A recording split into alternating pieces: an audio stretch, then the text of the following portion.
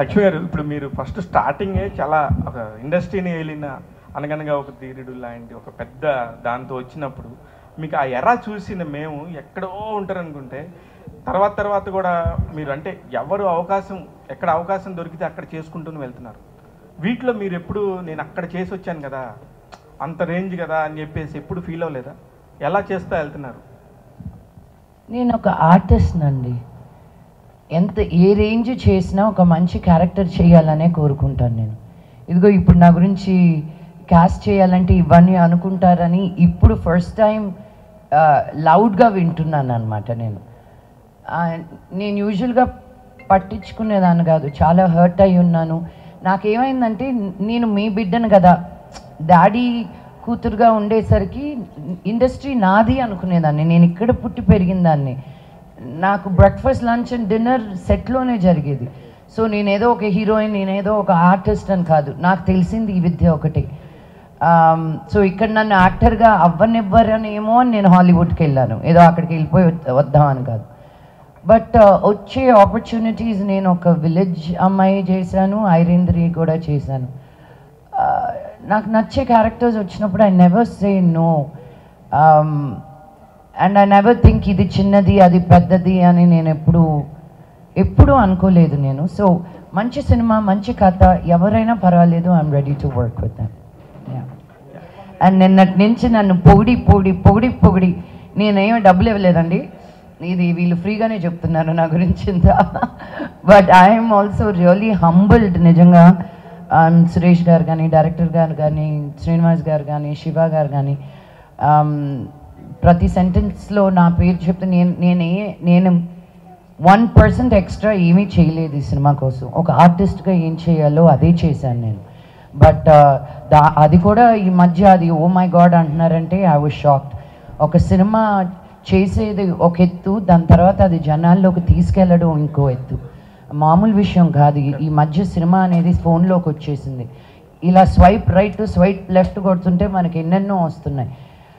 అలాంటి టైంలో మన సినిమాని చూడండి అనేది మా ఆర్టిస్ట్ బాధ్యత. ఇంతకుముందు కాదేమో కానీ ఈరోజు డిజిటల్ మీడియా వచ్చిన తర్వాత, టెలివిజన్స్ వచ్చాక it is are responsibility.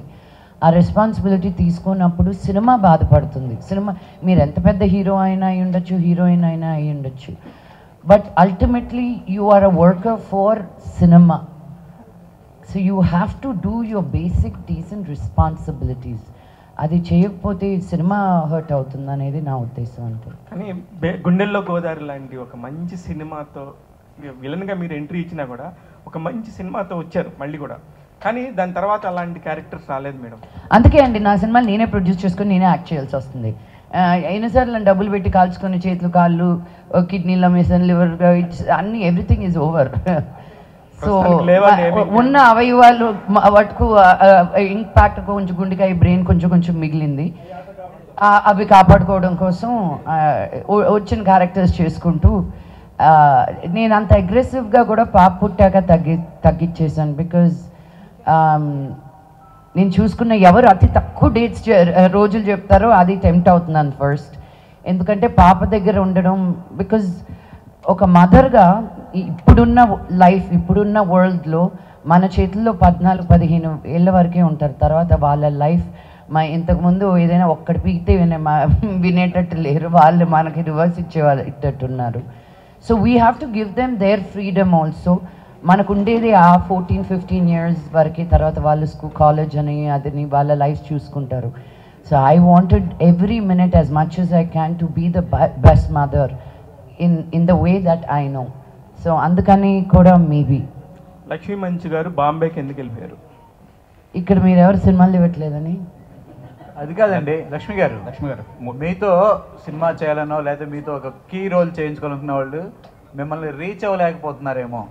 Naveen కొట్టండి ఒక మాట, రీచ్ అవ్వలేకపోతున్నారేమో అనిపిస్తుంది. ఏమండి నాది సేమ్ సెల్ నంబర్, నేను ఇంతకు ముందు విజిట్ అయ్యేటప్పుడు ఉన్న సెల్ ఫోన్ నంబరే ఇప్పటికి కూడా.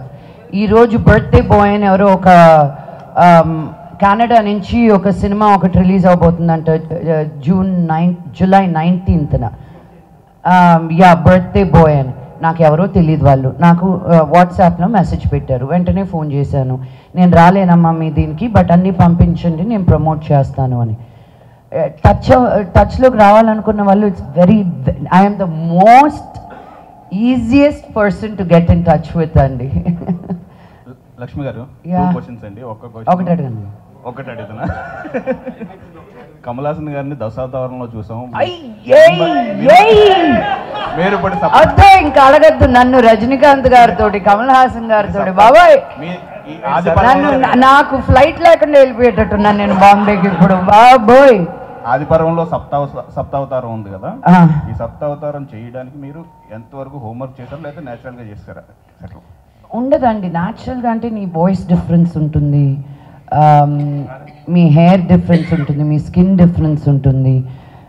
నేను అక్కడే ఇప్పుడు ఏ టైంలో జరుగుతుందండి నేను డైరెక్టర్ గారితో, బికాజ్ ఒకే రోజులో 3 గెటప్లు చేసేవాళ్ళం, బట్ అది సీక్వెన్షియల్గా రాదు కదా.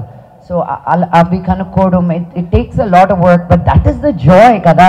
నేను చాలా ఇంట్రెస్ట్ తీసుకున్నాను క్యారెక్టర్లో అంటే ఒక ఆర్టిస్ట్గా చేసేది అదే. ఇప్పుడు నాన్నగారిని అడిగితే ఇప్పుడు మీరు డింగు డింగు డింగో డింగు అని ఎలా చేశారు అంటే, ఆయన ఆ ఒక్క క్యారెక్టర్ గురించి మీకు అరగంటకి మాట్లాడతారు. ఆయన ఆ ఒక్క సీన్కి ఎలా ప్రిపేర్ అయ్యారు అని. ఒక ఆర్టిస్ట్కి ఇట్స్ ప్లే గ్రౌండ్. మీరు ఒక క్యారెక్టర్ ఇచ్చినప్పుడు ఎన్ని రకాలుగా ఎన్ని విధాలుగా చెయ్యొచ్చు అనేది ఒక ఎక్సైట్మెంట్ అనమాట. సో నాకు చాలా ఇష్టం. నా గోర్ల దగ్గర నుంచి వేసుకునే కమ్మల దగ్గర వరకు ఐ టేక్ చాలా చాలా చాలా కేర్. ఇంకొక క్వశ్చన్ అండి, అంటే మీ తమ్ముళ్ళు ఇద్దరిలో మీకు బాగా క్లోజ్గా వచ్చేవాడు, మీ తమ్ముళ్ళు ఇద్దరిలో, బ్రదర్స్ ఇద్దరిలో ఏ తమ్ముడు బాగా క్లోజ్ అవుతారు? ఒకవేళ మీ దగ్గర ఒక వరం ఉంటే ఇద్దరిలో ఎవరికి ఇస్తారు? నీ వరం వస్తే నేను తీసుకుంటాను, కానీ వాళ్ళకి ఇచ్చేది ఏంటండి బాబు. వాళ్ళు ఇండియాలో మొగాళ్ళుగా పుట్టారు, అదే వాళ్ళకున్న ఇది, అదే ఒక పెద్ద వరం వాళ్ళకి. కుడి కన్నా ఎడం కన్నా అని అడిగి నన్ను ఇంట్లోకి రానికుండా చేసేటట్టున్నారు. Pass question. Lakshmi garu, last time ఒకసారి మోహన్ బాబు గారు చెప్తూ ఒక సినిమాలో, అంటే ఈ సినిమాలో లక్ష్మి గారి నటన అద్భుతంగా ఉంది, నా కూతురికి ప్రపంచంలో ఎన్ని అవార్డులు ఉంటే అన్ని అవార్డులు ఈ సినిమాకి రావాలి అన్నారు. కానీ ఈ సినిమా చూస్తే మంచు లక్ష్మి గారి నట విశ్వరూపం అని చెప్తున్నారు అందరూ. ఈ అవార్డ్స్ వచ్చే సినిమా ఇది అనుకోవచ్చు? నాకు అవార్డు ఇంట్లో ఎక్కడ పెట్టుకోవాలో ప్లేస్ లేదండి. చాలు నాకు మీ ప్రేమ, డబ్బులు. అవార్డ్స్ వస్తే హ్యాపీ, రాకపోయినా హ్యాపీ. అవార్డ్స్ రావాలని మటుకు ఒక పర్ఫార్మెన్స్ చేస్తే యాక్టర్ ఇంకా పతనం. నేను చేసిన దానికి ఒక మంచి అప్రిసియేషన్ రావాలని మటుకు ప్రతి యాక్టరు కోరుకుంటారు, నేను కూడా అంతే. Thank you. అడేనా డైరెక్టర్ గారు